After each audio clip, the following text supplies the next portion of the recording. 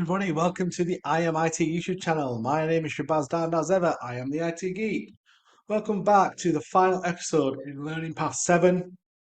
We've covered a lot of ground on Microsoft Sentinel, looking at the queries, looking at logs, and kind of looking at how we can process those logs. We've done some stuff with Azure DevOps as well, integration. So hopefully you found it useful. This is, like I said, this is the final parts, but it's the 3 parts episode on Learning Path 7, and we're going to be two more episodes of Learning Path 8. So let's get started with this episode. So you know my socials by now. So far, obviously, we've covered those three. We take last episode, we covered security incident management in Microsoft Sentinel. We also covered entity behavior analytics in Microsoft Sentinel, and we covered data normalization in Microsoft Sentinel.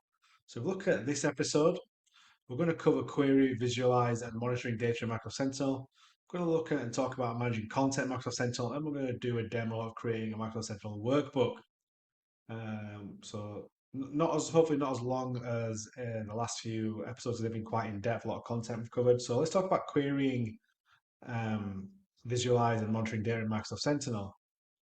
So I'm going to focus on workbooks to start with. So workbook provides a dashboard like sort of an interface, and there are workbooks provided by Microsoft Sentinel and sort of the community. You can also create your own workbooks as well. We'll look at that in the demo later on. Let's talk about managing content in Microsoft Sentinel. So I don't want to cover too much in workbooks because we're going to do in the demo in it. So we talk about managing content in Microsoft Sentinel. Talk about content hub solutions for start. We've obviously looked at this and we've done some demos of this already.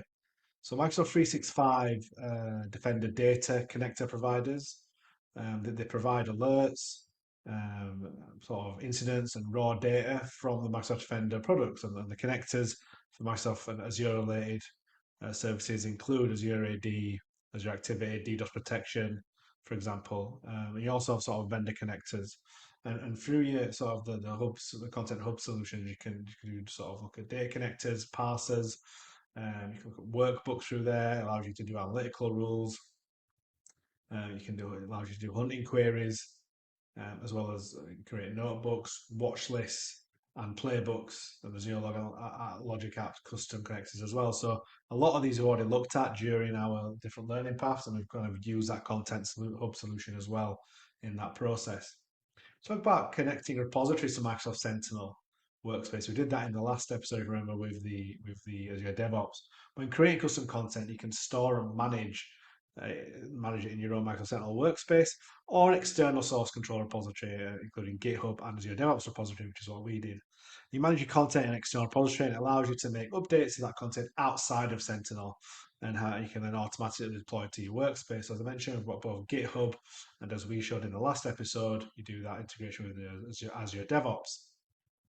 Short and sweet theory there. Let's get into the demo, where we're going to look at creating some workbooks. Back here we have the Microsoft portal again, Microsoft Azure portal. So let's click on Sentinel. And we're going to create a playbook. I mean, I might have said workbook by mistake. We're going to create a playbook. Um, so here we need to get into obviously our workspace. So I want to go to content management again. I want to go to community. And on the right, we need to select. Oh, try and make that page a bit bigger. I want to click on onboarding community content. And here we can select the sort of, so there's a solutions folder here. If we go down, and we need to select Sentinel SOAR Essentials all the way down to the S's. Sentinel SOAR Essentials. And then you see the playbook folder. We need to select post message teams folder. So let's go to post message teams folder. And if we see in the README, um, so look at in the README, scroll down to sort of quick deployment, to Azure or Azure Gov, to make sure, yeah, that's our selected. Let's stick it in ITGR1. That's fine. Let's review and create that.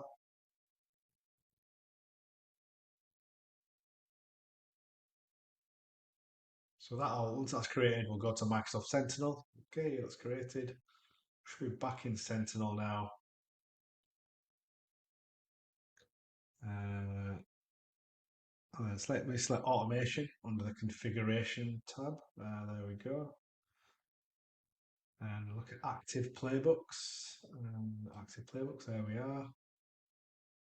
Should see our Teams content one there.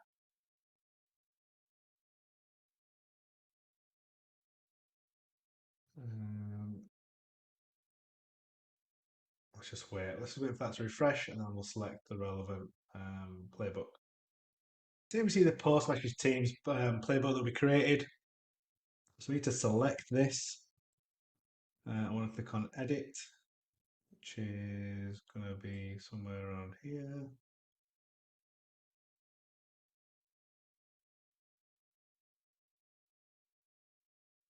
There we go.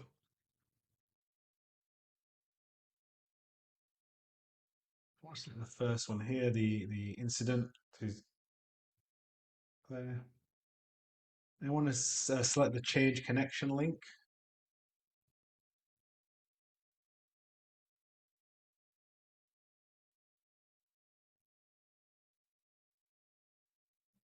There we go. And here we want to add new. So we'll sign in. Little sign in box will appear there. So just to make sure you just go through the signing process. And I want to select connections. I'm not sure why it says invalid connection. Again, let's click add new. I want to sign in again. I think there'll be some sort of single sign on. Maybe mine's not working. And then you'll now have that sort of block appear in the message.